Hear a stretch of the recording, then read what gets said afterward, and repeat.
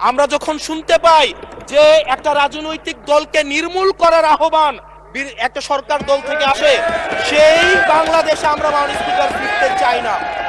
মাননীয় speaker, AC রুমে বসে, এসি গাড়িতে চলে, মিনিস্ট্রির এসিতে বসে, বাসার মধ্যে 24/7 আনইন্টারাপ্টেড ইলেকট্রিসিটির মধ্যে থেকে জনগণের সমস্যা বোঝা যায় না।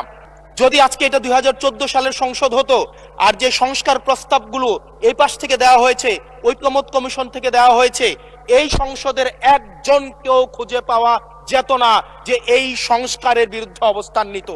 যদি এটা নিয়তটা যদি সহি থাকতো, ওয়েল ইন্টেনশন যদি থাকতো, এই অর্ডিন্যান্সটাকে এখানে গ্রহণ করে পরবর্তীতে কিন্তু সংশোধন করা যেত। মাননীয় স্পিকার, মাননীয় স্পিকার, আমাদের প্রধানমন্ত্রী যিনি আছেন, মাননীয় প্রধানমন্ত্রী, ওনার সন্তান যেই প্রজন্মের, আমরা একই প্রজন্মের, আমাদেরকে ধারণ করার চেষ্টা, আমি চাইবো আপনারা সবাই আমাদেরকে ধারণ করার চেষ্টা করবেন। এই 36 জুলাই এই তরুণ প্রজন্মকে কি দিয়েছে? বক্তব্যের শুরুতে অনেককে স্মরণ করে আমরা 36 জুলাইয়ে, এই জুলাইতে যারা আহত হয়েছে, 17 বছর ধরে যারা নির্যাতিত নিপীড়িত হয়েছে, তাদেরকে স্মরণ করতে আমরা লজ্জা পাই। মাননীয় স্পিকার, তাদেরকে মুখ দেখানোর আমাদের জায়গা নাই, আমরা তাদেরকে কিছুই দিতে পারি নাই।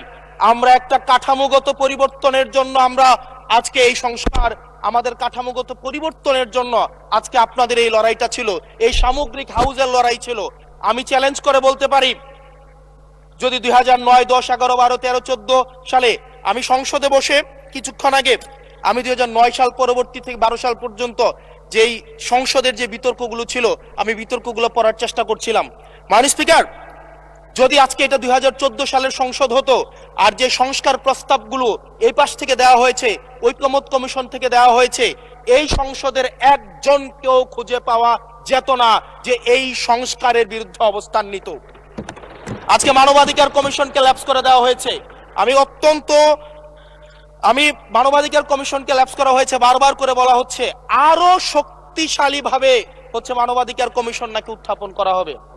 আজকে পুলিশ সংস্কার কমিশন, আজকে অর্ডিন্যান্স সেখানে বাতিল করে দেওয়া হয়েছে, বলা হচ্ছে আরো পুনর্বিবেচনা সাপেক্ষে সেখানে এই সংসদ উত্থাপন করা হবে। মাননীয় স্পিকার, যদি সেটাকে সংসদ, সবকিছুই তো সংশোধনের মধ্য দিয়ে যাচ্ছে, যদি এটা নিয়তটা যদি সহি থাকতো, ওয়েল ইন্টেনশন যদি থাকতো, এই অর্ডিন্যান্সটাকে এখানে গ্রহণ করে পরবর্তীতে কিন্তু সংশোধন করা যেত। মাননীয় স্পিকার, মাননীয় স্পিকার, আজকে সরকারি দল, বিরোধী দল, এই সরকারি দল এবং বিরোধী দল একটা আপেক্ষিক বিষয়।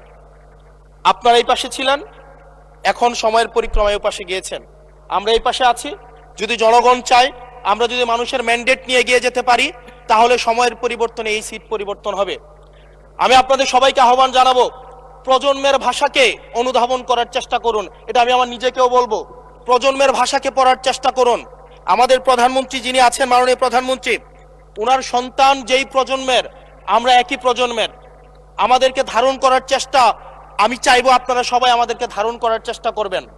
বিএনপির নয়, কেবল জামাতের নয়, কেবল এনসিপির নয়, বাংলাদেশের মানুষের স্বার্থ, বাংলাদেশের মানুষের আকাঙ্ক্ষা, বাংলাদেশের মানুষের স্বপ্ন বাস্তবায়ন যেন আমরা করতে পারি। মাননীয় স্পিকার, মাননীয় স্পিকার, এই চেয়ার আমি অনুধাবন করতে পারছি জনগণ বিচ্ছিন্নতা তৈরি করে।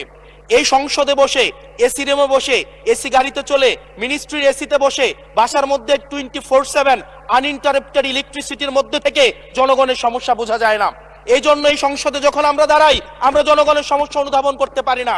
আমরা এই সংসদে বসে যদি আমরা লোডশেডিং এ আমরা খুঁজি, এই সংসদে বসে লোডশেডিং পাওয়া যাবে না, এই সংসদে বসে জনগণের সমস্যা পাওয়া যাবে না, এই সংসদে বসে সবকিছুকেই, মাননীয় স্পিকার, আমরা যে এই বাংলাদেশের সবচেয়ে সুবিধাভোগী মানুষের মধ্যে এই সংসদে যারা বসে আছি, বাংলাদেশের সবচেয়ে ফেসিলিটেড মানুষের মধ্যে আমরা অন্যতম। মাননীয় স্পিকার, মাননীয় স্পিকার, আমাদের জনগণের কাছে যেতে হবে, জনগণের আশাগুলোকে, সময়গুলোকে, স্বপ্নগুলোকে আমরা রাজনৈতিক ভাষার মধ্য দিয়ে, কর্মসূচির মধ্যে সেগুলোকে বাস্তবায়নের জন্য আমাদের সবাইকে সমন্বিতভাবে, ঐক্যবদ্ধভাবে কাজ করার প্রয়াস আমাদেরকে থাকতে হবে।